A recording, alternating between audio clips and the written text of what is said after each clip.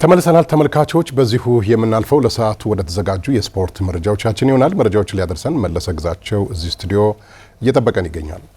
መለሰ፣ መልካም ቆይታ ይሁን። እሺ፣ አመሰግናለሁ ተሾመ። የኢትዮጵያ እግር ኳስ ፌዴሬሽን የፕሪሚየር ሊግ ተጫዋቾች ዝውውርና ምዝገባ ጊዜ ላይ የቀን ማሻሻያ አድርጓል። ከዚህ ቀደም ሐምሌ 20 ሊጀምር የነበረው የዝውውር ምዝገባ ጊዜ ለውጥ ተደርጎለታል። በዚህም የሚጀምረው ሐምሌ 30 ሲሆን እስከ መስከረም 20 ድረስም ክፍት ሆኖ ይቆያል ተብሏል። ይሁን እንጂ ተጫዋቾችና አሰልጣኞች ከተቀመጠው ጊዜ ቀደም ብለው በሚፈጥሩት የዝውውር ውዝግብ እየገጠማቸውም ይገኛል። በሌላ በኩል የኢትዮጵያ ፕሪሚየር ሊግ አክሲዮን ማህበር አስቸኳይ ጠቅላላ ጉባኤ ጠርቷል። ማህበሩ 9ኛውን አስቸኳይ ጠቅላላ ጉባኤ በቅርብ የሚያካሄድ ሲሆን በክለቦች ክፍያ አስተዳደር መመሪያ ዙሪያ ይወያያል ተብሎም ይጠበቃል። ስብሰባው በ2019 ዓ.ም የኢትዮጵያ ፕሪሚየር ሊግ ለሚሳተፉ 18ቱም ክለቦች የተላለፈ ሲሆን በሚመጣው ሐሙስ ሐምሌ 23 ቀን 2018 ከጠዋት 2 ተኩል ጀምሮ እንደሚካሄድ ተገልጿል። በዚህ አስፈላጊ ጉባኤ ላይ የክለቦች ፕሬዝዳንቶችና ስራ አስኪያጆች እንዲገኙ የሊጉ አክሲዮን ማህበርም አሳስቧል።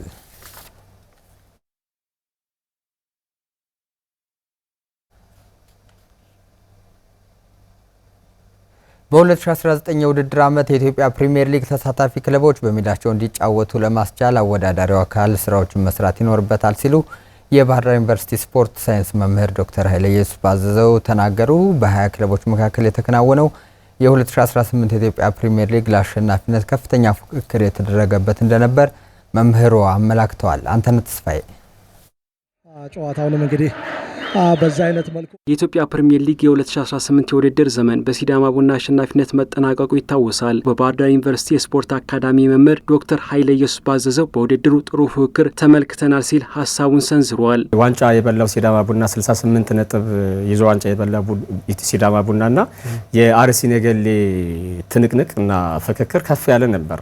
አርሲ ነገሌ ከሲዳማ ቡና ጋር የነበረውን ጨዋታ እስከሚጫወትበትና ሲዳማ ቡና ነጥቡን ከአርሲ ነገሌ ነጥቡን ሲያሰፋ በነበረበት ጊዜ የዋንጫ ትንቅንቁ ከፍ ያለ ነበር። እንደገና ደግሞ የሶስተኛ ሆኖ 57 ነጥብ ሶስተኛውን ያጠናቀቀው የመቻል ስፖርት ክለብም ጋር የነበራቸው የዋንጫ ፍክክር ከፍ ያለ ነበር። ውድድሩ ጠንካራ ፉክክር እንዲካሄድ ካደረጉት ምክንያቶች መካከል የክለቦች ቁጥር መጨመር በዋናነት እንደሚጠቀስ ገልጸዋል። የተወሰኑ ተጫዋቾች ብቻ ነበር ራውንድ የሚያደርጉ በፕሪሚየር ሊጋችን ላይ በተለይ አዳዲስ አዳጊ የሆኑ ክለቦች ቡድናቸውን ሙሉ በሙሉ የማፍረስ ያህል አፍርሰው ሲኒየር የሚባሉ ከተለያየ ክለብ ከወረደም ክለብ ሊሆን ይችላል የሚመጡ ተጫዋቾችን ሰብስበው ይመጡ ነበር። አሁን ላይ ግን ስንመለከት አርሲ ነገሌ ልናይ እንችላለን። ቡድኑ ሙሉ በሙሉ አላፈረሰም፣ አጠናከረ እንጂ አላፈረሰውም።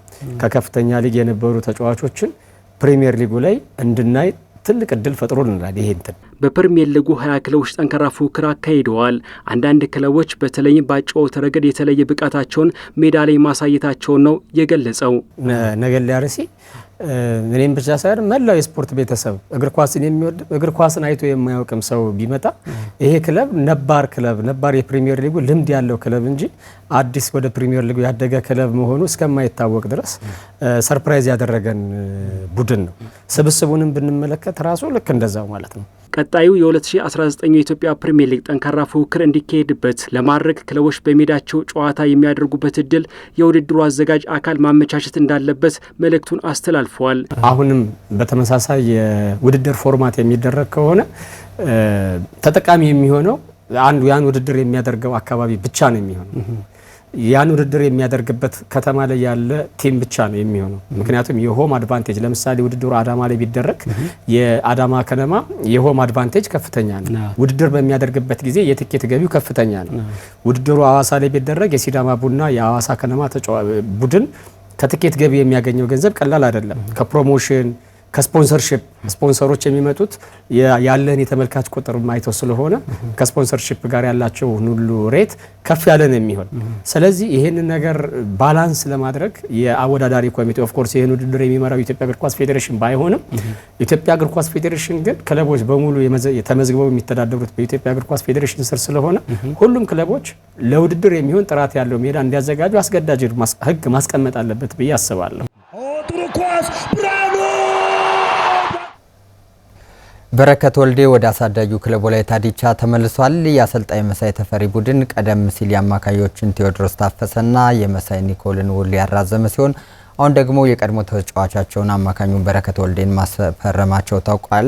የእግር ኳስ ሕይወቱን በወላይታ ዲቻ ከታዳጊ እስከ ዋና ቡድን ድረስ ከተጫወተ በኋላ በቅዱስ ጊዮርጊስ እንዲሁም በተጠናቀቀው የውድድር ዓመት ደግሞ በነገሌ አርሲ አሳልፏል። በሌላ በኩል የኢትዮጵያ ዋንጫ አሸናፊዎቹ ወልዋሎዎች ኢዮብ አለማየሁን ከሀዲያ ሆሳዕና ለማስፈረም ተስማምተዋል። ወልዋሎዎች ከቀናት በፊት የዋና አሰልጣኙን ግርማ ታደሰውን ለማራዘም ከስምምነት ከደረሱ በኋላ ትናንትና የመሀል ተከላካዩ ነጻነት ገብረ መድህን ውል ለተጨማሪ 1 ዓመት ለማራዘም ስምምነት ላይ ደርሰዋል።